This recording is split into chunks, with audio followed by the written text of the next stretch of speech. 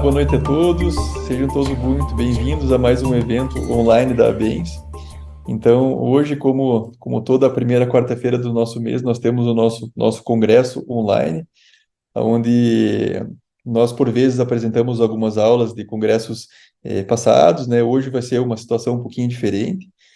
Então, nós teremos uma aula que falará a respeito da masturbação, com um super convidado. Então, o Dr. Itor Finotelli estará conosco hoje. O Dr. Itor, ele é presidente da nossa sociedade irmã, que é a SBRASH. Então, eu gostaria de, em primeiro lugar, dar as boas-vindas a todos. É, eu acho que dos nossos convidados aqui, dos participantes, tem alguns que não são associados da Bens. Então aqueles que ainda não são associados à Bens, isso é uma grande oportunidade para poderem conhecer aí todo o nosso trabalho e, eventualmente, aí, se interessarem, serem muito bem-vindos à nossa associação. Esse nosso evento, ele é o último evento antes do nosso recesso de julho. Então, agora em julho, a gente vai ter um recesso de 4 semanas. Então, na semana que vem, a gente ainda vai ter o nosso Sexualidade em Foco lá pelo Instagram, mas o nosso próximo evento científico voltado para os nossos associados vai ser no dia 21 de agosto. Não, vai ser a nossa PEC de agosto, né, que é nosso Programa de Educação Continuada dos nossos associados. Vai ser no dia 21 de agosto.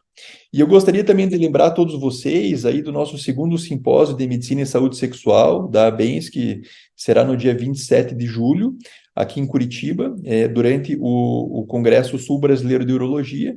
Então, durante todo o dia, nós teremos atividades, então, começando às 8 da manhã até às 6 da tarde, envolvendo todos os nossos departamentos. Logicamente, como é dentro de um congresso de urologia, a programação ela foi feita com enfoque para o urologista, mas abordando toda a questão inter e multidisciplinar que norteia a nossa atuação aqui dentro da ABENS, né, e de todas as associações aí de medicina sexual. Tá certo, pessoal? Então fica aí o convite, Curitiba. Então a gente vai ter o evento durante todo o dia e depois no final do dia nós vamos ter um encerramento que será muito bacana, inclusive com um show do Dr. Rogério Fraga, para arrecadar fundos para o Rio Grande do Sul e para todos os desabrigados lá. Mas logo a gente vai trazer todas essas novidades, né, e essas informações para você.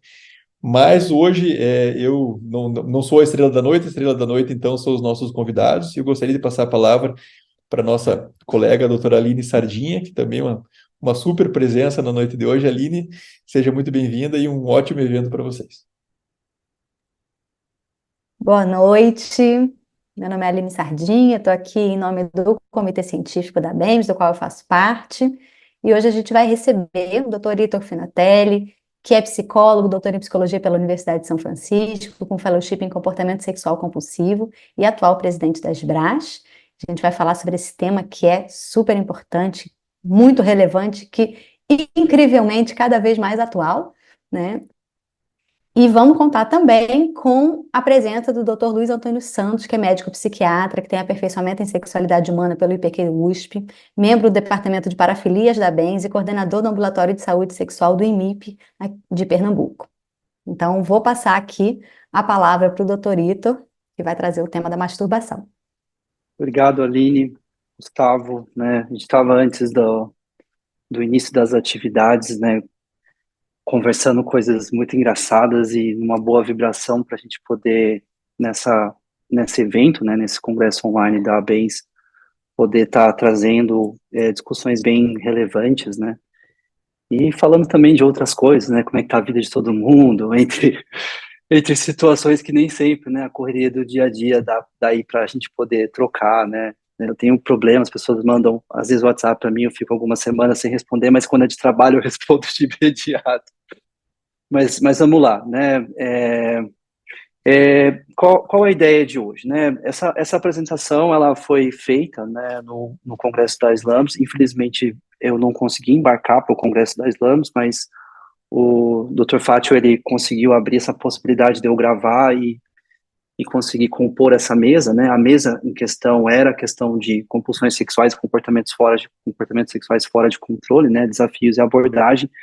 E o meu tema específico nessa mesa, né, que estava tratando de outros comportamentos sexuais, né? O uso de pornografia, por exemplo, foi um deles. E o meu tema específico desse espaço era a questão da masturbação, né?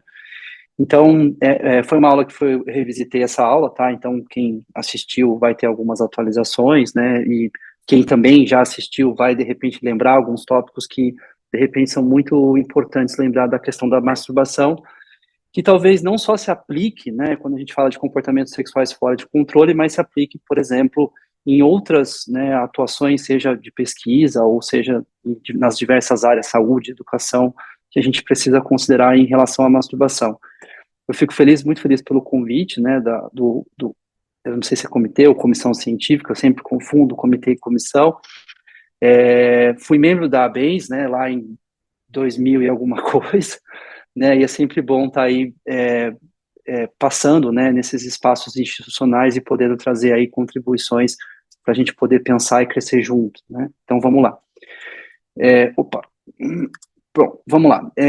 Da onde sai essa questão do comportamento sexual fora de controle, né? A gente tem o nascimento disso, ela nasce como um aspecto de vício, né? Aí, bem aí em meados da década de 90, e ela acaba tendo alguma evolução, né, numa proposta diagnóstica, né, para o DSM-5, né, no que a gente chama de hipersexualidade, né. Então, como o tema não é discutir critérios diagnósticos, eu vou acabar passando um pouquinho mais rápido nessas duas partes. E a evolução, né, desse comportamento que a gente pode chamar, né, de fora de controle, ela acaba desenvolvendo um pouco melhor, né, na proposta da CID-11, né, onde a gente tem, de fato, né, um compilado e propriamente podendo fazer um diagnóstico daquilo que a gente chama de transtorno do comportamento sexual compulsivo. Mas, basicamente, né, quem quiser se aprofundar, eu recomendo essa revisão sistemática do Grubbs, e o Grubbs, ele faz uma revisão ao qual ele chama de vício ou adicção sexual, e aí depois ele explica por que ele deu esse nome, né, e também, né, as duas revisões do Breaking, né, essa, né, que é um pouco mais antiga, né, embora seja de 2020, mas traz modelos muito interessantes a respeito, né, de como esse comportamento sexual é interpretado hoje no campo da ciência, e, né, a mais recente revisão, publicado no Journal of Sexual Medicine, né, onde você tem uma perspectiva da medicina sexual, né, essa é a última revisão, inclusive essa revisão foi discutida, né, no Consenso de Medicina Sexual, que aconteceu agora em Madrid. Então, muito provavelmente a gente vai ter aí bastante coisa interessante que esse consenso vai trazer para a gente em relação ao comportamento sexual compulsivo, tá? Mas eu separei 5 pontos que eu considero de extrema importância, né, para a gente ter em mente, ou para vocês terem em mente, né, quando a gente tratar. Isso, de repente, vai se especificar um pouco na minha apresentação, que é em masturbação, mas, de repente, isso pode ser generalizado para outros tipos de comportamento sexual, não especificamente, né, num comportamento sexual solitário, como é a masturbação. Então, a gente precisa pensar, né, que quando a gente olha o aspecto do comportamento sexual compulsivo, né, ou do comportamento sexual fora de controle, o que a gente está chamando desse tipo de comportamento, né? A gente tem aí, por mais que a gente teve essas evoluções, né, que eu trouxe rápido, né, nos últimos slides, a gente tem ainda um problema de uma ciência muito jovem, né, um conceito, né, comparado com outros conceitos, né, por exemplo, depressão ou certos tipos de disfunções, né, o comportamento sexual compulsivo é muito jovem, e boa parte, né, do que a gente tem de pesquisas nesse aspecto do comportamento sexual compulsivo está baseados em modelos desse comportamento fora de controle que, de repente, não se encaixam, por exemplo, na definição da CID. Então, quando a gente fala de um comportamento sexual compulsivo, a gente realmente tem que pensar de que tipo de comportamento sexual a gente está falando, porque talvez o que foi pesquisado no passado possa não ser muito comparativo para a questão de hoje, né? E aí, eu vou avançando nos meus pontos, e o primeiro, dando continuidade no segundo ponto, é a questão da masturbação. Então, quando eu trago, né, o que é masturbação, com certeza, né, o imaginário de vocês vão trazer uma série de respostas, né, para essa pergunta, e é uma pergunta que talvez é muito complicado da gente conseguir definir, né, a masturbação, por exemplo, se a gente pegar no dicionário da APA, né, a gente tem aí uma definição de masturbação muito complicada, talvez muito estreita, talvez muito normatizada em aspectos de cisgênero, ou até mesmo orientadas por questões de orgasmo ou orientadas por questões genitalizadas, né? Mas a masturbação, ela talvez não seja uma coisa tão fácil assim, quando a gente pensa em tentar definir o que ela é, né? Mas a gente tem como consenso que a masturbação ela é uma prática solitária, também pode ser uma prática sexual diádica, e que pelo menos a gente vai fazer em algum momento da vida, tá? Todos nós, ou, enfim, em algum momento, né? Talvez a gente não possa chamar como masturbação, mas a gente vai ter aí, né, uma auto-interação em relação ao nosso corpo, e isso vão trazer respostas, né, que de certa forma, filogeneticamente falando, estão configuradas no nosso corpo, e algumas, de repente, são aprendidas ao longo, né, da nossa existência, mas a gente vai ter, fatalmente, em algum momento, né, alguma vivência autoerótica, né, desse nossa maravilhosa máquina, né, humana de corpo. E uma outra coisa também a respeito da masturbação, que acaba também sendo consenso, é o fato de que a masturbação, talvez ela seja a prática mais difundida do mundo, né, assim, ela vai, em algum momento, assim, aparecer, né, em prevalências muito altas, né, ou ela vai aparecer de que, de fato, as pessoas, elas se masturbam, né, eu sei que, de repente, eu falar que as pessoas se masturbam pode ser uma coisa meio agressiva para algumas pessoas, mas as pessoas se masturbam, né? E uma outra questão, né, que a gente pode trazer como consenso, né, que a masturbação é uma prática de estimulação, né, uma estimulação concreta que as pessoas realizam no próprio corpo e que essa estimulação completa, ela pode ser complementada, né? E como ela pode ser complementada? Ela pode ser complementada com uma estimulação abstrata, né, com fantasias, né, pensamentos eróticos. Ela pode ser complementada com outras estimulações, né, concretas, como visuais, né, a respeito de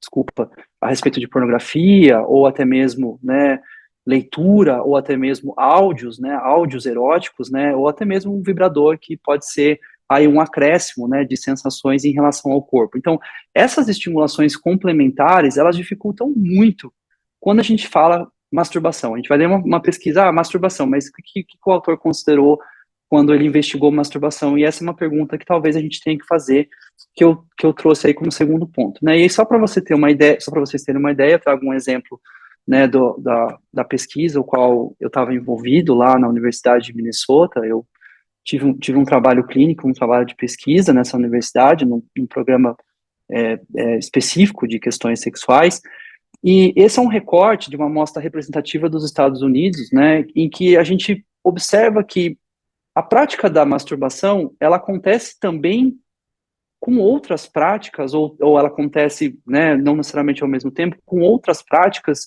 sexuais que a gente pode considerar como solitárias. Então, se a gente tenta encontrar, né, uma associação entre essas práticas, e essa é uma associação apresentada à Spearman, a gente percebe que nem sempre a pessoa que usa, né, a da masturbação como um evento, como uma atividade sexual solitária, ela faz isso associado a outros tipos de estimulações ou a outros tipos de práticas, né? Para a gente poder tentar entender que, assim, quando a gente trata de masturbação, a gente está falando de uma coisa que talvez deva aí, né, tá tentando ter um pensamento um pouco mais crítico sobre o que exatamente a gente está tratando de masturbação quando a gente investiga a masturbação, porque ela pode diferir ou ela pode se associar com outras práticas sexuais solitárias. Opa, deu um zoom aqui.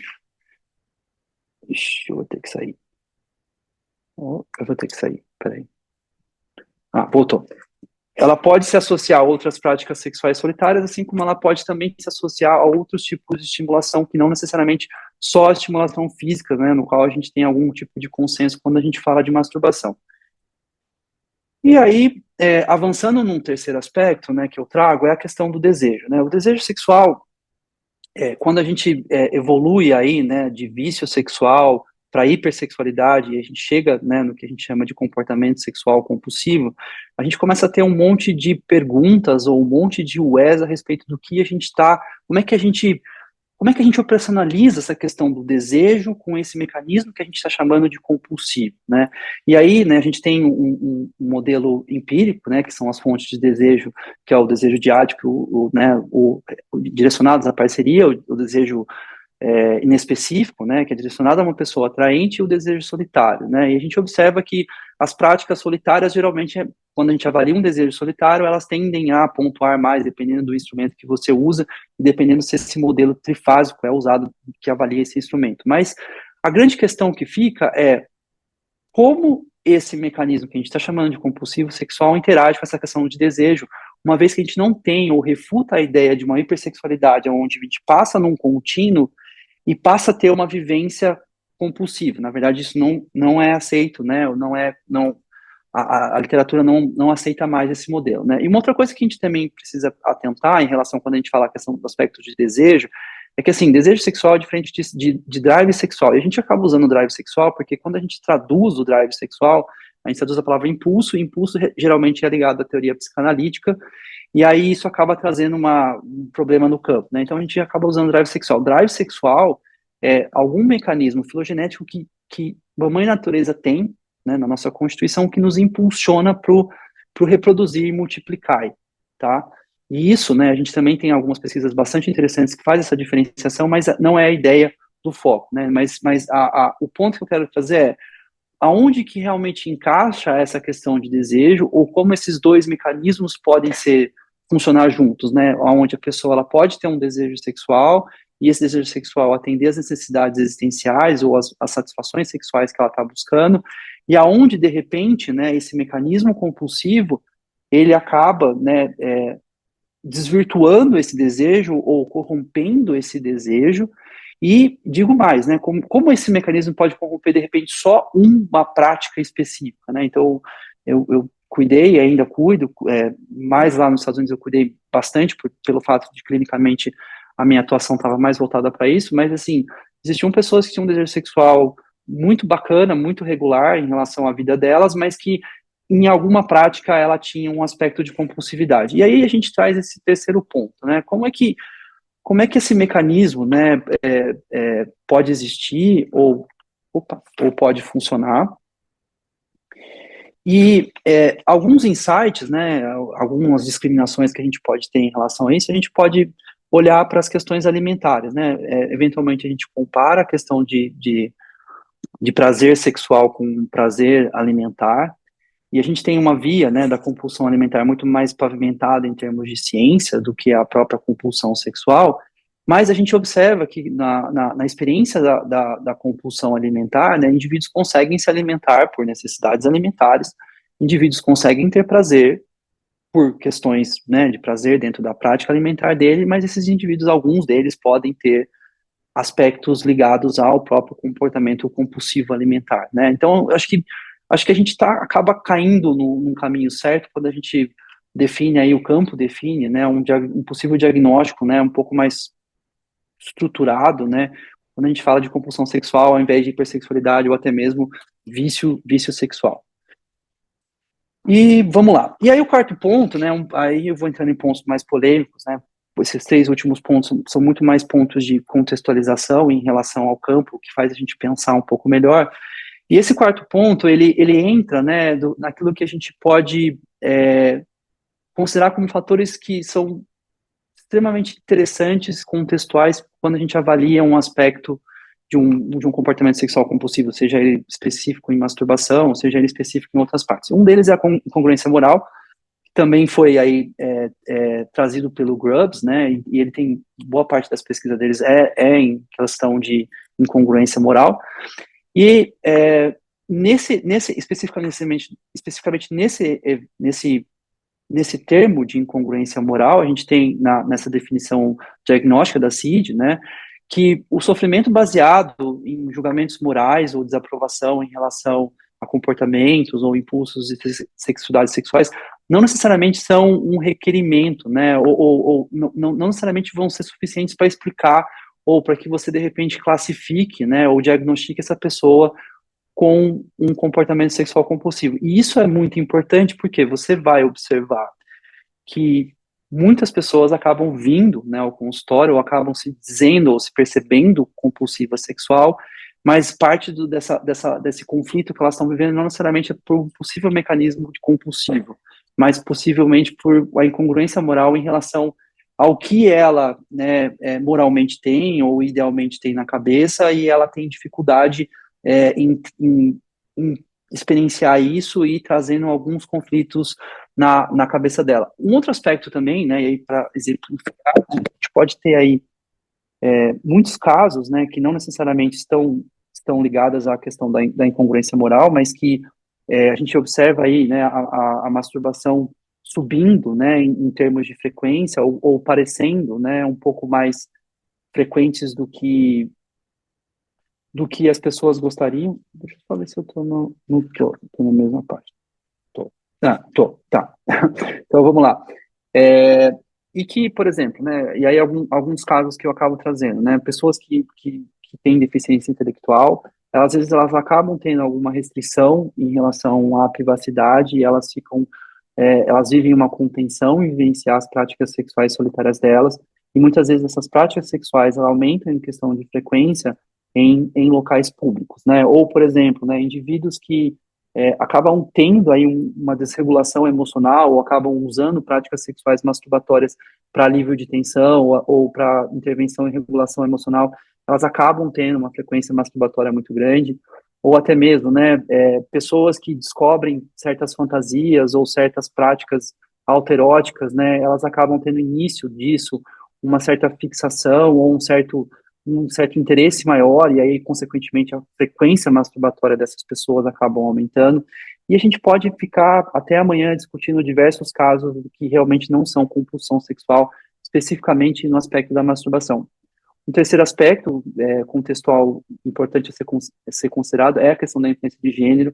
A gente sabe que socialmente não é aceito que mulheres se masturbem, né? Então, assim, homens acabam tendo um pouco mais de abertura em relação ao tema, e a gente não precisa ir muito longe, né? Você tem, às vezes, uma mulher que nem se masturba muito, mas ou que se masturba muito, e que, de repente, né, ela pode ser, né, se perceber ou se julgar, ou alguém julgá-la, né, como uma pessoa aí compulsiva, né? Porque de repente, né, as mulheres não se masturbam e ela se masturba 2 vezes. E um quarto e último aspecto contextual, né, é a questão de que a masturbação ela é um evento, ela é uma prática sexual solitária que muda ao longo da vida e da existência. A gente tem aí um período, né, da adolescência muito frequente nessa questão da prática. A gente tem também nos jogos sexuais que as crianças fazem, né, na infância também, um, um, um interesse bastante interessante, bastante intenso em relação a essa questão da prática. E, né, até mesmo, por exemplo, né, variações, né, onde pessoas elas envelhecem um pouco mais, e aí a restrição de vivenciar uma prática sexual diádica fica um pouco mais complicada, e ela de repente acaba tendo aí, né, masturbações um pouco mais frequentes, né, pensando aí num contexto também de contenção de idade, ou até mesmo de acesso social para de repente paquerar e ter uma prática sexuais a dois. Então, esses 4 pontos contextuais precisam ser considerados quando a gente fala tanto de compulsões sexuais específicas num comportamento de masturbação, quanto de outras compulsões também, né? E aí, o que a gente observa nesse quarto ponto que eu quero trazer é o diagnóstico errado ou incorreto é um risco eminente quando a gente tenta estabelecer um diagnóstico do transtorno do comportamento sexual compulsivo, ou quando a gente tenta identificar um comportamento sexual compulsivo, e ele é possivelmente muito mais, com uma grande probabilidade de você errar esse diagnóstico quando a gente trata de comportamentos em que socialmente a gente não aceita muito bem, ou eles estão fora da norma, tá? Então, esse quarto ponto abre o quinto ponto, que, de novo, né, é um ponto que entra naqueles pontos um pouco mais que sai um pouco da academia. Então a gente tem aí uma cruzada a favor da desinformação muito visível nas redes sociais, muito visível aí nos fóruns e entre outras redes de interação, né? A gente sabe que a sexualidade fora do contexto da ciência, ela é muito marcada por visões ideológicas, né? E às vezes polarizadas, né? E um campo muito propício para a disseminação de opiniões infundadas, e isso não é uma coisa antiga, a gente tem isso das gerações passadas, e que pode ser motivadas ou não por interesses econômicos ou interesses políticos, né? A gente conhece muito bem isso, né, com a palavra chamada fake news, E essa desinformação, ela às vezes tem propósitos políticos e sociais em relação, né, à normatização de práticas sexuais, ou que as pessoas deveriam pensar sobre práticas sexuais, mas tem um segundo ponto importante, que assim, a desinformação, às vezes não necessariamente, às vezes tem um viés político ou ideológico, ela também pode ter um viés pela falta de acesso à informação, ou a informação baseada em questões, né, científicas, ou baseada em boas práticas, ou, né, a própria questão da educação em sexualidade, né, ela pode estar ausente em comunidades um pouco menos privilegiadas, né, o que faz com que certos aspectos ligados à masturbação ou outras práticas sexuais fiquem um pouco distorcido, né, a respeito do que a masturbação tem de positivo na vida das pessoas, ou do que a masturbação de fato pode trazer para a vida das pessoas. E a questão do prazer sexual, que cada vez mais ela está presente hoje nas atuações profissionais, né, eu vejo isso muito no aspecto da saúde, né, a gente tem discutido mais positivamente, né, por que a gente está procurando tratamento para disfunção erétil, não é só para mostrar que eu sou homem, mas também para mostrar que eu consigo ter prazer, que a existência do prazer sexual pode passar para além da minha genitalidade, para o meu conceito de genitalidade. A gente teve aí, né, nos últimos 2 anos, a declaração para o prazer sexual da Associação para a Saúde Sexual, Mundial para a Saúde Sexual, e eu fiz parte desse comitê que trabalhou nessa declaração. Então a gente acaba trazendo aí que prazer sexual, ele pode ser sim um aspecto explorado na masturbação, na sua questão da atuação, né, seja ela clínica, educacional, né, ou entre outras questões que precisam ser consideradas. As pessoas, elas buscam os corpos dela, ou interagir com os corpos delas com os outros, para questões de prazer, ou questões, né, motivadas por outras questões, e a masturbação, assim, quando você vai nas pesquisas de masturbação, você vai encontrar uma série de fatores do que as pessoas, ou por que as pessoas se engajam, né, no comportamento sexual solitário específico da masturbação. E uma outra coisa, né, que é o uso da masturbação, o uso de práticas sexuais, né, em prescrições equivocadas, que isso tem sido um problema hoje, né, e aí para ilustrar, eu trago, né, essa revisão sistemática, né, foi feita por brasileiros, isso dá muito orgulho, a gente estava falando no início do nosso bate-papo inicial, né, o quanto brasileiro é tipo exportação, né, e a gente precisa acreditar mais nesse potencial de pesquisa e potencial de profissionais da área, seja de saúde, educação, social. E essa revisão sistemática, ela é muito interessante, porque ela encontra nessa revisão, né, nas intervenções usadas, né, para os sintomas de comportamento de uso problemático de pornografia, que as intervenções recomendavam para a questão de abstinência a masturbação. E aí a gente respira fundo, porque assim, né, e embora, né, a gente saiba que a compulsão sexual não é um vício, né, mas ela acaba tendo alguns sintomas parecidos com a questão do vício, e a abstinência é um deles.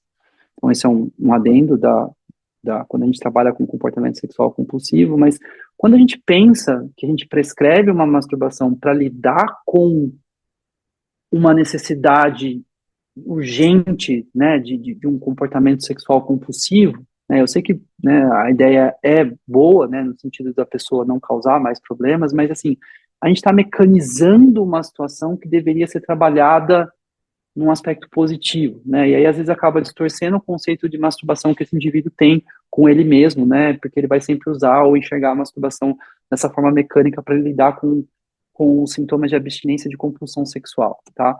E uma outra questão, né, um outro artigo que eu também acho bastante interessante, a Nicole, né, Nicole, ela é excelente, né, na área de neurologia, né, ela tem pesquisas muito boas, né, e ela é uma das autoras que traz aí evidências muito claras, né, de como o cérebro não funciona, o cérebro do comportamento sexual compulsivo não funciona igual de um cérebro da questão de um vício, né, a gente tem isso muito claro na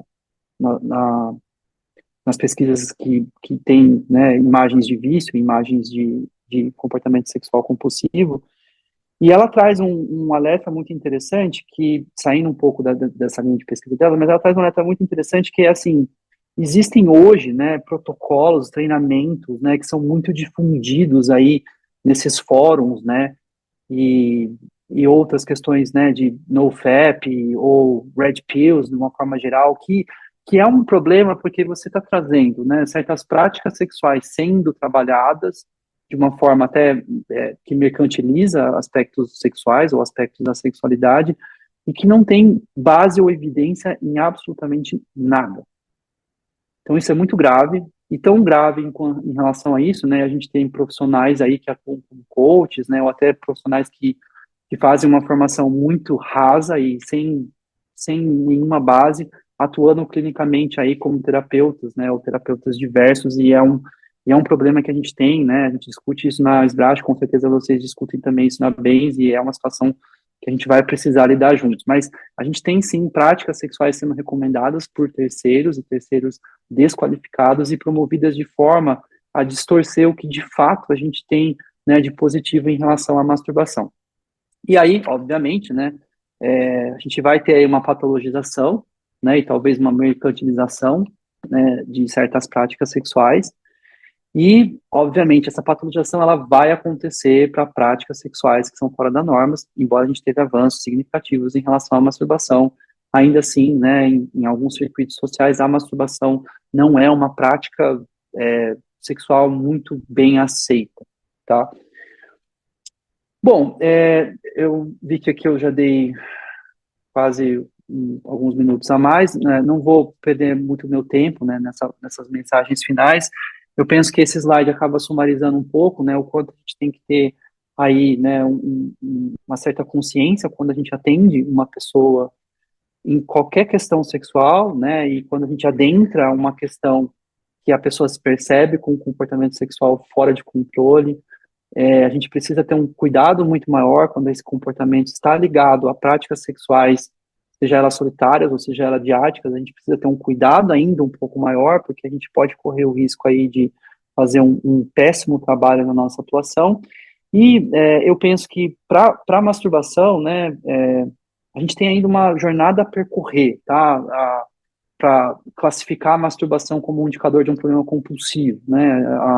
Talvez a gente não consiga encontrar, né, isso é uma masturbação compulsiva, ou talvez isso não, ou talvez a gente consiga encontrar com certos indicadores, né, hoje em dia tem se pesquisado muito, né, a masturbação para alívio de tensão, né, ou quando a masturbação, inclusive eu precisava ter colocado esse slide aqui, ia ser bastante interessante, quando a masturbação acontece num modelo compensatório, né, ou no modelo complementar, né, da vida sexual, talvez a gente tenha aí algumas melhores definições de indicadores, né, de problema nas disfunções sexuais, e a literatura talvez tenha mais pavimento para isso, pavimentação para isso, e o que a gente encontra, né, na literatura científica, em termos de evidência, né, que a masturbação é um aspecto positivo, né, para a sexualidade de uma forma geral, e aí entra em questões de afeto, questões de desenvolvimento de corpo, percepção de corpo, a satisfação sexual e até mesmo bem-estar, né. Eu vou aproveitar, assim como o Gustavo convidar vocês para o Congresso Brasileiro de Sexualidade Humana, né, que é promovido pela SBRASH, e dirigido nessa edição, na 19ª edição, pelo Rodrigo Torres, que também faz parte da ABENS, é muito querido, né, e eu sei que eu vou ver muitos de vocês lá no Mundial de Medicina Sexual, que o Fátio está preparando bem especial para a gente poder se encontrar e poder discutir bastante coisa e fazer, de fato, o Brasil aí um país de exportação na área da sexualidade. Muito obrigado. Muito obrigada, Ito. Muito importante a gente poder falar desse tema com tamanha cientificidade, né? Poder realmente ser aqui um espaço da gente trazer essa ciência em oposição ou em contraposição a todas essas narrativas aí que se constroem nas redes, enfim, e que acabam realmente, às vezes, se confundindo com formação, né? Para muitos profissionais que estão de fato atuando. Acho que é muito importante que a gente possa estar aqui nesse fórum falando desse tema, dessa maneira. Fico muito feliz com a sua apresentação, muito obrigada. Eu queria convidar o Dr. Luiz Antônio para comentar e queria abrir também a possibilidade de vocês perguntarem aqui no chat. Boa noite, pessoal. Assim, primeiramente, elogiar a Ito, né? Foi uma belíssima apresentação sobre um tema bem amplo, né? Bem amplo, assim, faz interface com muitas coisas, né? Com muitos outros temas, né? Mas enquanto ele estava apresentando, eu estava pensando aqui, eu sou psiquiatra, né? E eu percebo que na prática clínica, assim, onde é que mais aparece aí a temática da masturbação em alguns contextos? Eu pensei, tipo, duas situações que eu percebo muito frequentemente, né, que são aqueles pacientes que apresentam ejaculação prematura, e aí é muito frequente, né, esses pacientes, quando a gente vai conversando e vai pegando a história, tipo, colhendo a história, a gente percebe que a visão da pessoa em relação à masturbação era algo muito pecaminoso, algo que era feito de forma muito escondida, né, na adolescência. Então, assim, tipo, a gente percebe assim, muitas vezes muitas associações, né, tipo, da infância e da adolescência com essa relação com a masturbação, com o desenvolvimento de disfunções sexuais, no caso aí a ejaculação prematura, né? Então eu percebo muito assim aquela coisa, um paciente apresentando uma ejaculação prematura, o tratamento, o acompanhamento, é preciso abordar aí como é a relação dele com a masturbação, como foi e como é atualmente, né? E um outro ponto que eu percebo na prática muito frequente são as pessoas, são os pacientes que apresentam transtornos parafílicos, né?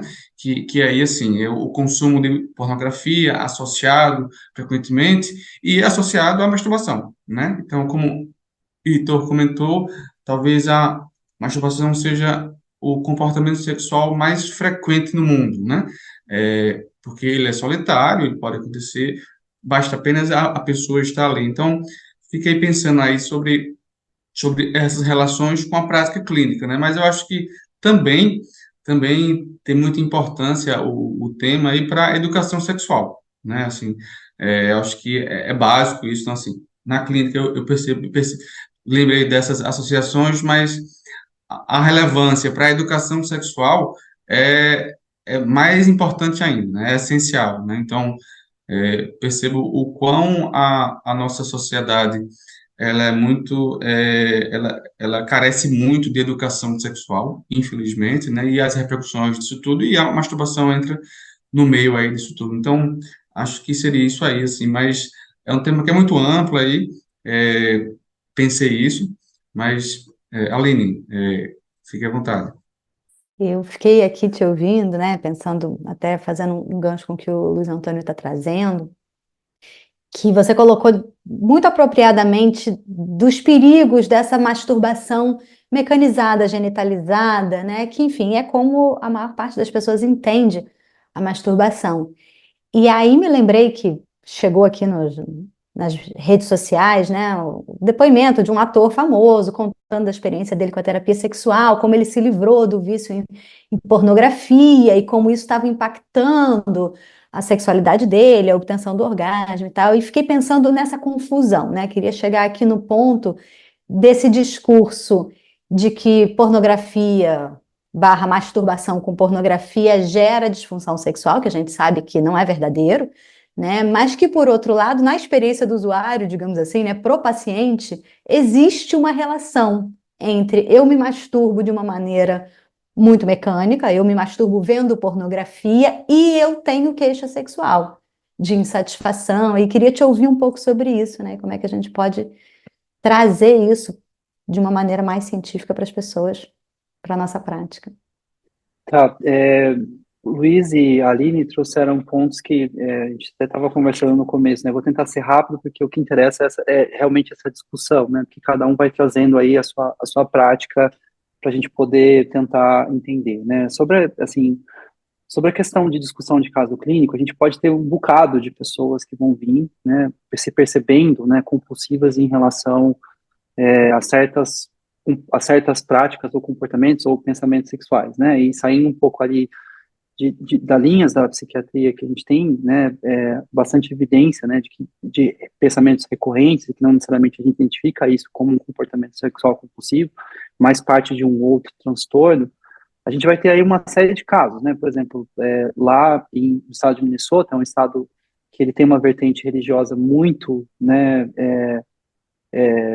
episcopal, evangélica, né, e muitas pessoas buscavam o serviço específico, atendimento de pessoas que se percebiam com comportamento sexual fora de controle, muitas vezes por discrepância do desejo sexual, né? A mulher chegava e falava, viu, né? Pensando num casal cis, né? A mulher chegava e falava, olha, então, né, meu marido quer muito sexo, quer sexo o tempo inteiro, né? Aí não tem sexo, aí ele vai para uma prática sexual de pornografia, então ele está viciado em pornografia, né? Ou seja, a gente começa a olhar esse indivíduo, né? E pensa, peraí,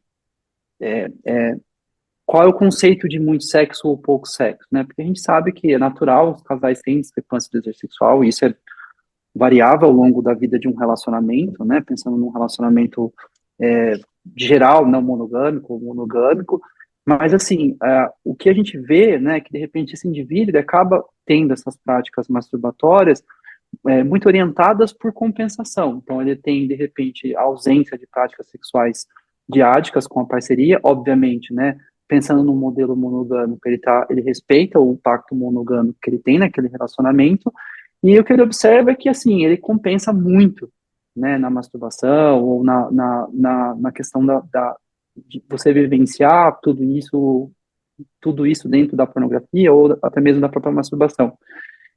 E aí a gente tem um problema que é muito sério quando a gente discute clinicamente tanto o aspecto educacional, né, que o Luiz mencionou, quanto o aspecto de como a gente aborda os nossos clientes em questões do prazer, né?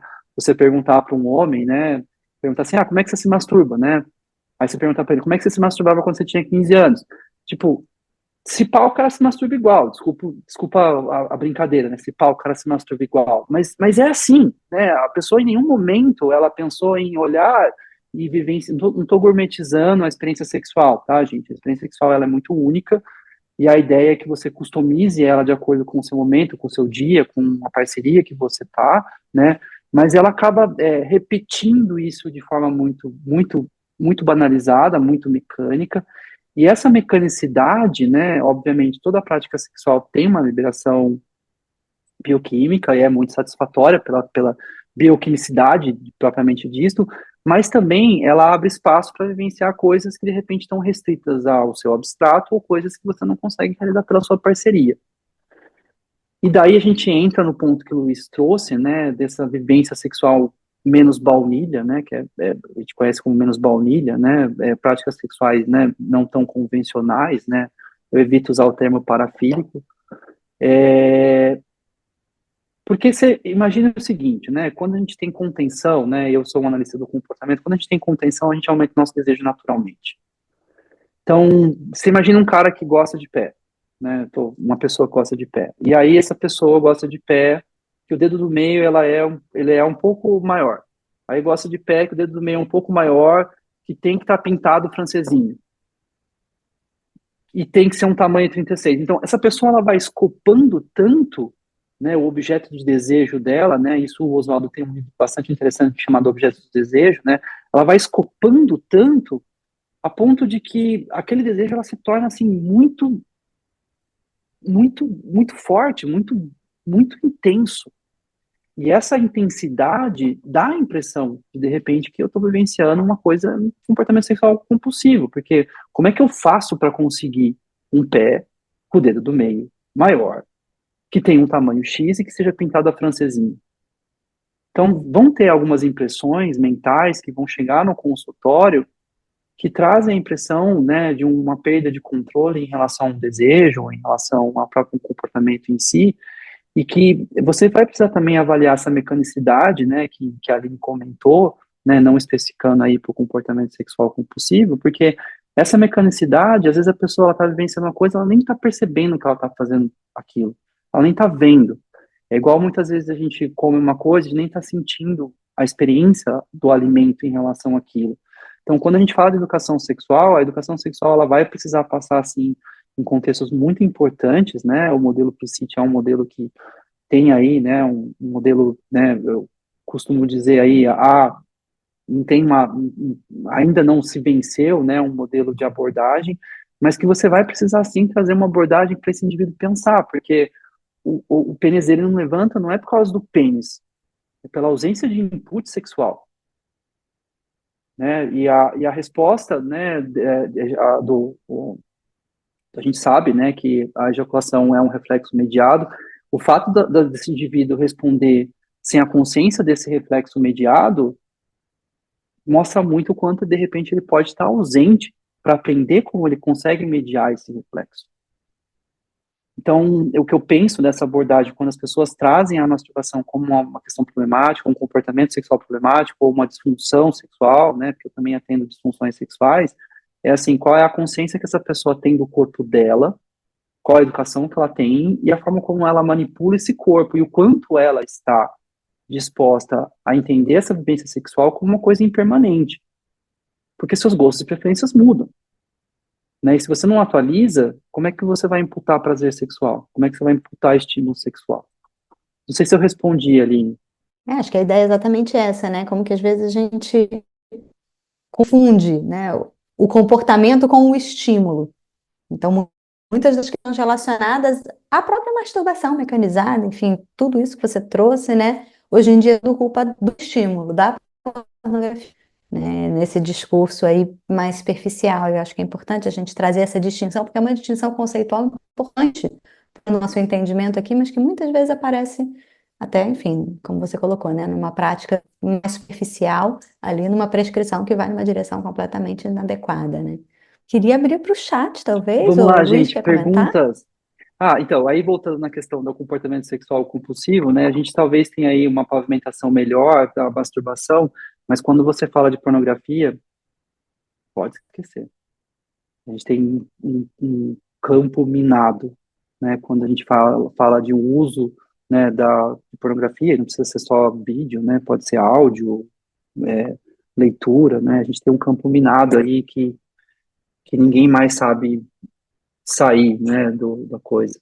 Ah, qual é a lógica do NoFap, né, no contexto masturbatório, né? A gente tem aí, né, um movimento político que eu não quero dizer, né, se é de direita ou de esquerda, mas a gente tem aí uma série de condições em que as pessoas elas têm identificado que não se masturbar é o ideal em termos de uma vivência sexual. De repente pode ser para algumas pessoas, mas a gente não pode generalizar essa situação, né? E aí esse movimento NoFap, né, ela tem justamente essa ideia, né, de que você não pode se masturbar ou você não pode se masturbar depois de tanto tempo, para que você tenha, para que você não tenha disfunção sexual, para que você não tenha um problema eretivo, para que você não vire uma pessoa compulsiva sexual, ou para que você não tenha um problema de controle ejaculatório.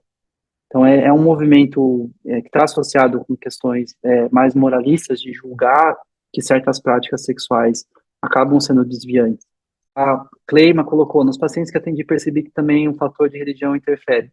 O fator de religião na clínica, gente, ele precisa ser trabalhado de uma forma muito especial, tá? A gente tem pessoas, inclusive, alguns dos recortes que eu fiz, né, nessa pesquisa na Universidade de Minnesota, ela tem, né, uma ideia de identificar, né, quais são os fatores religiosos que, de repente, trazem essa neblina, né, esse borrão da incongruência moral, e o que a gente percebe, por exemplo, né, que aquelas pessoas que têm um envolvimento religioso muito grande, ou que têm uma orientação religiosa, né, muito mais ligada ao medo, ou muito mais ligada a aspectos de cumprimentos de normas, elas tendem a se perceber mais compulsivas em seus comportamentos sexuais. Mas a questão da religião, ela precisa ser abordada de uma forma muito respeitosa, porque a gente não pode mudar as religiões das pessoas, né?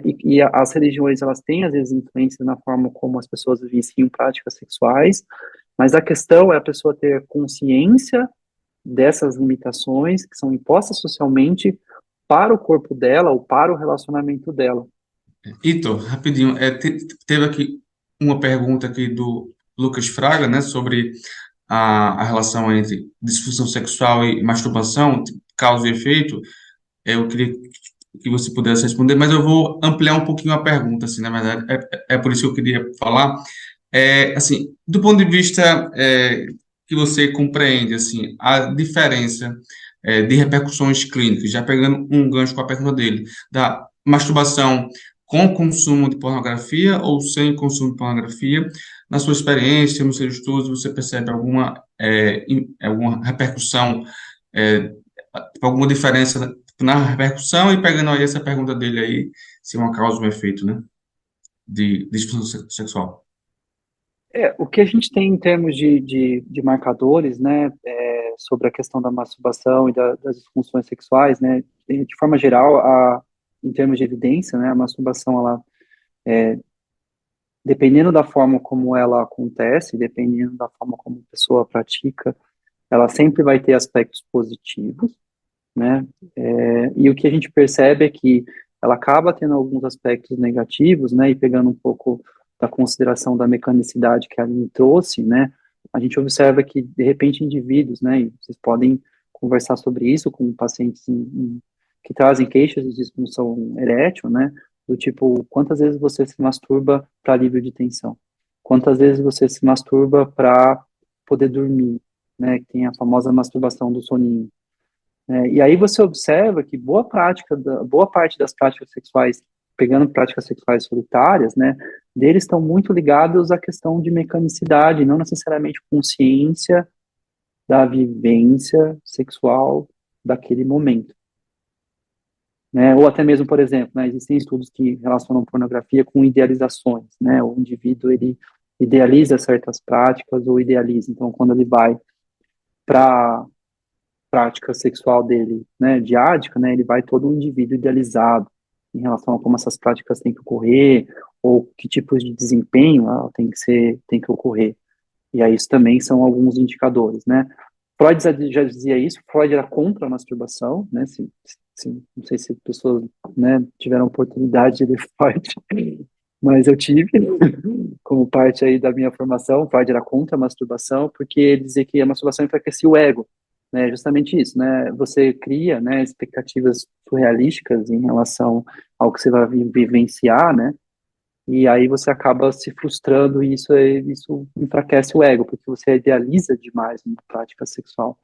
Mas a literatura está cheia, assim, né, o que eu acho bacana, olhando para a literatura hoje, né, a gente tem aí, né, como a ciência é muito pobre, né, indo para a área de ciências sociais, ou até mesmo alguns certos segmentos de área da sexualidade, a gente observa muito isso, a gente tem fomentos, assim, muito limitados para fazer pesquisas assim, e quando a gente tem, né, a gente acaba tendo, às vezes com um viés de alguma terapêutica medicamentosa, etc e tal, mas a gente tem aí um boom de pesquisas de revisão, e, cara, tem revisões muito interessantes, assim, que relacionam, por que a masturbação com a disfunção, e qual a disfunção, né, que tipo de masturbação, ou até mesmo, né, a gente está falando de masturbação compensatória, ou masturbação complementar. Tem, inclusive, um estudo que foi publicado agora, em 2024, que ele faz essa avaliação, né, e ele observa que os homens que apresentam muito mais masturbação compensatória, né, eles acabam tendo, né, uma satisfação sexual muito menor do que os homens que fazem masturbação complementar, acabam tendo uma satisfação sexual muito maior. Então, assim, o que vale a pena, né, pegar esse boom de pesquisas aí que a gente consegue fazer sem muitos fundos, né, que são essas pesquisas de revisão, né, e poder aprender um bocado com elas, porque a gente gerou um conhecimento muito grande nos últimos anos, e a gente precisa dessas pesquisas, as pesquisas são muito importantes para a gente poder conhecer o nosso campo, sistematizar esse conhecimento, porque vai ser a partir disso que a gente vai se orientar. Masturbação compulsiva pode causar disfunção sexual? É uma boa pergunta, né? Existem estudos de casos que mostram que sim, tá? Uma vez que você sobrecarrega, a gente precisa lembrar que sexo ou atividade sexual é exercício físico. Então, se você tem uma atividade sexual muito intensa, com certeza, assim, você vai estar cansado para poder performar. Mas, por exemplo, quando a gente relaciona com sexo químico, né, a gente observa mais nos Estados Unidos o uso de certas substâncias, né, metanfetaminas, né, para você poder fazer sexo, né, tem pessoas que são viciadas em metanfetaminas, partem por esses aplicativos de pegação, marcam aí 40 encontros, passam 3 noites transando e tomando metanfetamina de uma forma muito louca e chegam no consultório dizendo que eles têm problema com compulsão sexual.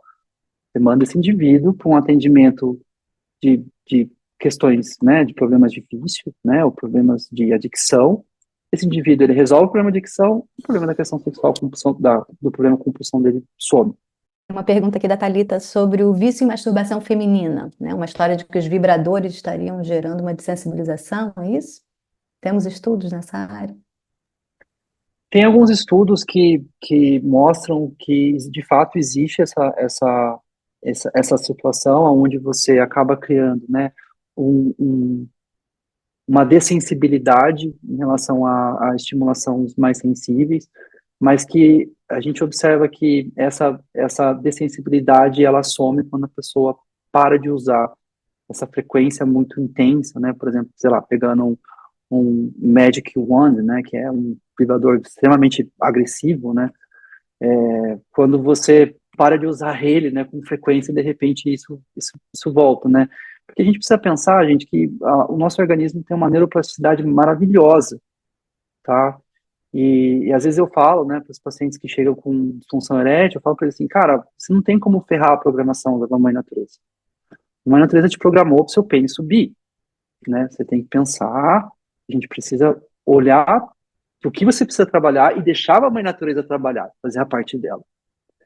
Então, tem muito poucas coisas que a gente pode olhar para o nosso corpo, pensando nessa plasticidade enorme que a gente tem, né, maravilhosa, que a gente realmente causa danos, né, mas já existem relatos de casos de danos, né, que foram irreversíveis, mas no geral, né, o uso de vibradores desses mais intensos, né, eles são, quando a pessoa interrompe o uso, ela, depois de um tempo, a sensibilidade a estímulos um pouco mais sensíveis voltam, né, principalmente na região genital.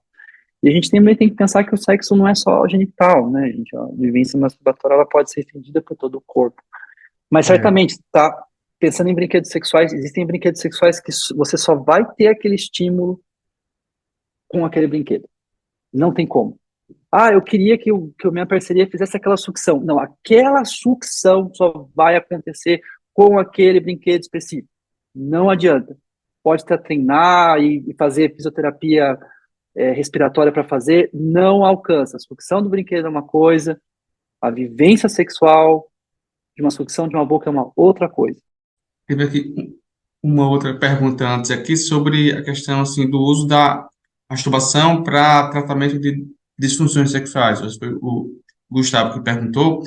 E aí, qual a sua opinião? Assim, qual a sua opinião e qual a sua... É, quando a gente pensa, né, e aí a gente entra na terapia sexual, seja na terapia sexual clássica, né, ou nas novas abordagens, né, e aí a Aline tem novas abordagens, né, da cognitiva, que é muito interessante, né, então, assim, inevitavelmente, né, para a gente entender de certos, sei lá, sabores e prazeres, né, como a comida, vinho, essas coisas, a gente precisa experimentar, né, então, para quem curte, sei lá, vinho, né, eu não sou uma pessoa desse tipo, mas você precisa tomar vinho, você precisa experimentar sabores, você precisa treinar, né, os seus cinco sentidos para você poder conseguir discriminar e imputar essas informações, né, para você poder processar aqui na sua cabeça. Quando a gente fala de usar a masturbação na terapia sexual ou né, num contexto de intervenção para uma questão sexual, isso precisa ser entendido como uma vivência, né, não é igual uma prescrição médica, você tem que tomar para você sarar, né, então, por exemplo, é, dentro de algumas abordagens, né, para tratamento de vaginismo, né, às vezes exige que a pessoa tenha contato visual com o genital dela. E eu já tive casos em que essa pessoa nunca teve contato com o genital dela, nunca quis ter, porque é uma limitação dela, né, seja lá o porquê, e ela conseguiu superar, por exemplo, um diagnóstico de vaginismo. Então, quando a gente propõe vivências sexuais é para que verificar se essa vivência pode ser positiva. E aí o que acontece, por exemplo, com terapeutas sexuais inexperientes ou com terapeutas sexuais que não tiveram uma qualificação, por exemplo, para atuar como uma pessoa médica ou uma pessoa que atua na área de psicologia, esse indivíduo ele vira uma enciclopédia de técnicas e achando que a técnica vai resolver. Se a técnica fosse resolver, a gente criava um DVD, hoje em dia não é mais DVD, mas a gente criava um DVD, né, para a pessoa poder ir lá fazer, né, e a gente tem um bocado de manuais, Alex Comfort, né, na década de 70, entre outros manuais, né, que tentavam fazer as pessoas terem essas vivências e melhorar a vida sexual delas, mas a vivência sexual prescrita no consultório de sexualidade ou de medicina sexual, terapia sexual, ela precisa ser encaixada com o objetivo que você está trabalhando com o indivíduo. E às vezes tem indivíduos que você fala assim, mas a percepção olfativa dele não é muito boa, mas tudo bem, você consegue desenvolver isso nele. Mas de repente a praia dele é mais visual, ou é mais auditiva, ou é mais tátil, né, em relação ao corpo dele todo. Então é preciso respeitar essas, quando você prescreve, né, essas vivências e práticas sexuais, e customizar isso para a realidade do indivíduo e a forma como ele apreende o prazer na realidade dele, seja com o corpo dele, né, em práticas sexuais solitárias, ou com outros corpos, né. Olha, gente, eu posso responder? Eu tô vendo aqui como foi essa vida multitasking, a gente fica muito maluco, pisca um negócio aqui, você já olha, vai lá o que que era. Não, fica à vontade, a gente tem tempo, da nossa parte temos tempo, né? Tá, vou pegar aqui a Luana Flauzino, né? No caso da orgasmia, né? Como tratar a orgasmia sem orientar a prática masturbatória? Olha, se a gente for olhar, né? E aí pega um pouco da questão que eu falei, né? Da filogenética da coisa, né? Assim, a mamãe natureza, ela definiu regiões do nosso corpo bem análogas, né? Quando a gente fala, né? Do nascimento, né? De uma pessoa classificada como homem ou de uma pessoa classificada como uma mulher. E essa região específica, ela é encontrada em homens, né, na cabeça do pênis, e essa região específica, ela é encontrada na região clitoriana, né, estendendo aí essa região não só, né, no clitóris em si, mas toda a região. E aí, né, por padrão de fábrica, né, todos nós nascemos que, quando estimulados nessa região, nós vamos ter a possibilidade de ter uma resposta de excitação responsiva, e a gente pode chegar a uma resposta de orgasmo. Então, assim, vai ser muito difícil, né, quando você pensa num caso de anorgasmia, sem a questão da prática masturbatória, você, de repente, trabalhar sem essa autoestimulação. Não estou dizendo que é impossível, estou dizendo que é difícil, mas você vai precisar traçar quais são os pontos em que a pessoa ela tem uma excitação e que ela aumenta a excitação, né, seja com um input, né, genital, uma estimulação tátil genital, seja por um input tátil ao longo do corpo, seja por um input visual, auditivo. Então, assim, você vai precisar verificar com ela, né, e a anorgasmia é todo um trabalho em cima da excitação sexual. Então, você consegue, é difícil, mas você consegue, tá? Não é impossível. E aí, um problema que entra é que, assim, quando você trabalha isso, às vezes você depende muito da parceria. E essa dependência da parceria é muito problemática, que a parceria tem um limite. E, de repente, você pode aumentar o desinteresse de práticas sexuais, porque, né, quando você está numa prática sexual diádica, por mais compassiva que uma pessoa seja, é diferente, né, porque você vai, não, para o quê? Mas calma, como para? Para onde eu vou? O que que eu faço, né? Então, assim, de repente você acaba trazendo algumas rebarbas aí dentro do casamento. Então, dá para tratar, mas tem que tomar um certo cuidado. O Alberto colocou estudos interessantes em treinos masturbatórios com masturbadores que vibram, também de ejaculação ejaculatória. O que eu penso sobre esses estudos, Alberto, e assim, eu tenho um capítulo específico, né, de ejaculação precoce, que eu escrevi a convite do Oswaldo um tempão atrás, na questão do controle ejaculatório. Boa parte que a gente sabe, né, desde a terapia sexual clássica, o que a gente tem como evolução hoje, é que quando você discrimina o gatilho ejaculatório, é um processo que você precisa prestar atenção lá embaixo, tá? Assim como, por exemplo, se eu perguntar para vocês, né, como é que vocês aprenderam a controlar xixi e cocô? Ninguém vai saber, ninguém vai lembrar. Mas subjetivamente você desenvolveu esse controle. Então, se você subjetivamente é capaz de desenvolver esse controle, porque não é da nossa natureza, né, segurar para ir no banheiro no final do dia, você também é capaz de desenvolver um reflexo mediado que é a ejaculação. Mas para você fazer isso, né, você precisa prestar atenção ali, em como as coisas estão acontecendo ali. Porque uma vez que você entra, né, no ponto de inevitabilidade, você não tem mais controle ejaculatório. E como você adivinha ou identifica esse ponto de inevitabilidade? Então, a terapêutica da vibração, ela ajuda um pouco nisso, né? O indivíduo prestar muita atenção em como tá tendo respostas ali embaixo, né, nesse assoalho pélvico, ou na contração, né, que ele faz, e é muito comum você encontrar em ejaculação precoce essa contração do ânus, né, ou esse ânus pulsando sem necessariamente, né, como se fosse um espasmo involuntário. Então, eu também estou bem animado, né? Mas muito embora todo o processo de conscientização da discriminação do complexo ejaculatório é do indivíduo identificar, né, esse ponto de inevitabilidade e ser capaz de romper com o teto ejaculatório para conseguir ter controle ejaculatório. Mas eu nunca vi uma pessoa virar compulsiva para tipo, precisa controlar a ejaculação. Ela virou compulsiva porque ela treinou tanto que não, isso nunca aconteceu. Mas não, acho que talvez isso nunca aconteça. E te ouvindo falar, né, da questão do tratamento, da masturbação, do uso disso na terapia sexual, e acho que tem um ponto aí, né, que a gente fala muito da técnica, eu concordo com você, a gente fica muito com foco na técnica, e às vezes a gente perde de vista qual é o processo que a gente está tentando influenciar, né? Então, para que a gente prescreve masturbação? E é a história do raciocínio clínico versus aplicação de técnica, né? Então, assim, eu estou prescrevendo masturbação para quê? Porque eu preciso que essa pessoa aprenda um certo autoconhecimento que é para além daquilo que a gente está acostumado a pensar, né? Que autoconhecimento é se olhar no espelho, autoconhecimento é olhar, então assim, tem que olhar, tem que tocar, como se todos esses processos fossem necessários, quando na verdade o que ela precisa ali é de autoconhecimento da estimulação adequada. Ponto, né? Isso, claro, a masturbação é uma técnica ótima, super validada para a gente usar, perfeito. Se puder usar né, um brinquedo, mais fácil ainda. Mas terapeuta sexual não tem vida fácil, a gente sabe, né? Então, assim, e quando eu não posso usar a masturbação? E quando eu tenho um casamento cristão que não pode usar? E aí eu acho que é quando a gente consegue pensar para além da técnica, né? E aí consigo treinar esse autoconhecimento da estimulação adequada?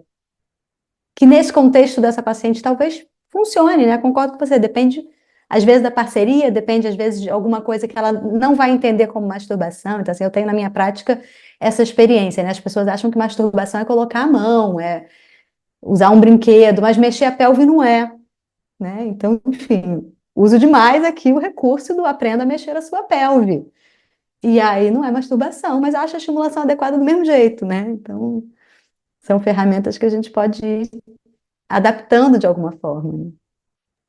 O próprio foco sensorial, né, na sua contextualização e na sua essência em si, né, e deriva em várias técnicas, né, a banhoterapia é uma, entre várias outras técnicas aí que a gente pode usar, né, elas podem ser utilizadas como não só um treino de atenção, né, perceptiva, sensorial, né, não é uma atenção plena igual você faz uma prática de mindfulness, né, ou prática de meditação, mas uma atenção perceptiva, uma atenção sensorial, porque esse indivíduo, às vezes, ele não sabe como relaxar, então, uma prática, né, de uma foco sensorial, uma prática de banhoterapia ou derivações dessas práticas, né, ajuda ele a identificar o que é um nível de relaxamento mínimo, ajuda ele começar a focar e trabalhar uma atenção perceptiva e sensorial, e isso não tem nada a ver com questão sexual. Então, ele vai fazer essa vivência legal, bacana, e é um modelo, né, que é neurológico, então não é tomando cerveja, uma cerveja que você vai aprender a tomar cerveja, então cada mais cerveja você toma, mais você identifica, né, os sabores e os aromas, e aí, né, maturacionalmente, esse indivíduo ele vai começar a desenvolver essa percepção, essa sensibilidade, essa atenção muito mais sensitiva e perceptiva. E ele vai generalizar isso, é assim, ele vai generalizar para a vida dele, então a alimentação dele vai melhorar, ele vai generalizar para o sexo, ele vai generalizar para valorizar contextos de envolvimento social. Então, assim, esse exercício, né, de sensibilidade e percepção, ele é muito ausente na nossa sociedade, né? Se a gente olhar, por exemplo, a criançada, ela sai, né, naquele maternal, né, ou daquele jardim de infância com recorte, pintura, teatro, música, né? E aí tudo isso é cortado de uma forma muito absurda e vai estudar, moleque. Então, assim, você sai de um modelo sensitivo, perceptivo, de desenvolvimento e vai para um modelo totalmente cognitivo, matemática, ciência, né? O indivíduo, ele perde essa oportunidade e ele fica restrito a fazer isso aonde? Educação física, educação artística, ou atividade extracurricular que ele faz na escola. Então, a gente tem uma sociedade que ela cada vez menos privilegia essa percepção, né? A virtualização é um problema muito sério que a gente precisa discutir em algum momento, né? E mas é um trabalho básico, né? A terapia sexual clássica funciona até hoje, né? Claro, não é para todo mundo, né? Mas ela funciona até hoje. Se ela funciona até hoje, peraí, né? Quando você passa lá o Barry, né? Que é o que você não sabe sobre a sexualidade masculina, é um livro escrito na década de 70, na década de 70, que você passa hoje no consultório é super atualizado, né? Coisas que os indivíduos estão vivenciando 40 anos, 45 anos, 50 anos depois. Mas eu concordo assim com a Aline, né? É um grande desafio quando você entra na questão do prazer, né? Você passa nesse modelo, né? Que eles chamam de modelo dual de intervenção de questões sexuais, né? Que você diminui os aspectos negativos e aumenta os aspectos positivos, né? Então, assim, quando você aumenta os aspectos positivos, a única questão que sobra para você aumentar os aspectos positivos é a questão de prazer. Porque tem indivíduos que às vezes chegam com uma depressão terrível no consultório, você resolve a depressão dele, mas o prazer dele não volta, o sexual não volta, e ele não consegue ter uma ereção. Então o que está faltando? Está faltando intervenção positiva. E aí, né, acho que das terapêuticas, né, a terapia sexual é a mais criativa de todas, né? Então, para falar de sacanagem, prazer, sensações, tem muita coisa, que não é só pelvis, né? E idosa, tem né, que é uma enciclopédia de sacanagem humana, desculpa a brincadeira, né? Mas a gente sabe que todas essas coisas a gente nem aplica, né, na vida nossa mesmo, né? Mas assim, a gente ajuda um bocado de gente. É isso, muito bom te ouvir. Temos mais perguntas, gente? Quer comentar, Luiz? É assim, né? Realmente assim, é um tema que é muito amplo, né? E que tem várias interfaces, né? Eu acho que assim, é, apesar de ser tão amplo e tão importante, é muito pouco falado, né? Muito pouco falado, e quando é falado, é muito com muitos vieses, né? Morais, religiosos, e isso aí acaba atravessando muito aí os diversos diálogos relacionados à masturbação, né? Mas eu acho que, assim, eu até teve um momento da fala de Ito no começo, que é, assim, né? A questão que hoje em dia, a internet, né, a virtualidade, muita gente está falando muita coisa, muita gente está tendo voz, e aí no campo aí da sexualidade, e aí no campo mais da questão de práticas sexuais, tem muita gente falando muita coisa, mas assim, a importância dos profissionais de sexologia poderem se expressar e trazerem aquelas informações que são com evidência, que são coerentes, que são de acordo com boas práticas em saúde mental e física, né? Então, assim, eu acho que esse momento aqui que a gente está aqui agora desde de 8 da noite é um momento para a gente falar de um assunto é, extremamente relevante, comum, né, e falar de uma forma séria, coerente, com respeito, com uma coerência, né? Então, é isso que é preciso mais e mais momentos como esse aqui, né? E não apenas a masturbação ficar em um local é, é, no informal ou de uma forma sem um conhecimento adequado, né? Eu acho que que bom que a gente está aqui, está podendo falar sobre isso, e a intenção é compartilhar todas essas informações e conhecimentos, né? Alguém mais tem alguma pergunta? Valéria fez um comentário de que é um prazer pensar essa temática fora da caixinha, né? Exatamente. Trabalhar com sexualidade é trabalhar fora da caixinha. Então, se você topou esse trabalho, seja em qualquer área de atuação, médica, psi, educação, físio, você vai precisar trabalhar fora da caixinha porque as pessoas são muito diferentes na vivência. Aline, não sei se você quer fechar, mas eu queria agradecer o espaço, a fala, a gente passou até muito mais do tempo, a presença das pessoas, e fico feliz e fico à disposição. O QR Code da apresentação leva para o meu e-mail, então quem precisar da apresentação, por causa das referências, pode mandar, eu mando a apresentação. Também, né, convite para a gente falar, convite para a gente poder conversar, convite para pesquisar, né, assim, eu sou uma pessoa bastante aberta nesse sentido e me acessem, a gente troca aí uns e-mails, depois a gente passa para o WhatsApp e vai conversando no trabalho, tá bom? Obrigado, Aline. Obrigado, Luiz, e toda a vez aí por esse trabalho maravilhoso que vocês fazem para a saúde sexual aí, sendo irmãs aí de tantas sociedades, da SBRASH, da ASSM, da SLAMS, né? A gente tem esse trabalho aí feroz, né, de tentar trazer um tipo de consciência, né, e sair desse terraplanismo, desses fake news, né, que a nossa área é muito zoada. Desculpa o termo zoada, mas é muito zoada. Com certeza, verdade, Ito. Muito obrigado também pela sua fala e pelo seu, tipo assim, pela sua participação, assim, fico muito feliz, aprendi bastante aqui e acho que a cada dia a gente vai aprendendo mais. Um prazer estar aqui com vocês. Queria agradecer a presença de todos, casa cheia hoje, né? Aqui 9h20 da noite, todo mundo aqui. Acho que fala da qualidade desse tema, acho muito importante, né? Assim, um prazer ter aqui o presidente das Brás junto com a gente. Então, enfim, acho que é uma junção de forças de ciência para a gente poder falar desses temas que, incrivelmente, estamos aqui em 2024 falando sobre a importância da masturbação ainda, né? Então, enfim. Sigamos, porque temos Verdade. muito caminho pela frente, né?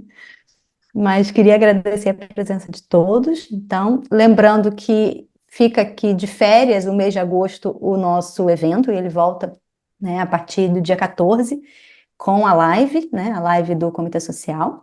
E é isso, queria encerrar, então. Boa noite a todos, em nome da ABENS, do Comitê Científico. Muito obrigada.